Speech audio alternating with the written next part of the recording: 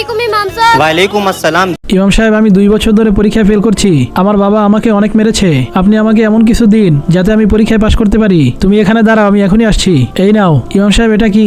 এটা একটা তাবিজ। এটা সবসময় তোমার কাছে রাখবে, আর যতক্ষণ এই তাবিজ তোমার কাছে থাকবে এক ওয়াক্ত নামাজও ছাড়া যাবে না, আর ঠিকমতো লেখাপড়া করতে হবে। ঠিক আছে ইমাম সাহেব। 1 বছর পর। ইমাম সাহেব দেখুন, আমি ক্লাসে ফার্স্ট হয়েছি, আর এগুলো সব আপনার জন্যই হয়েছে।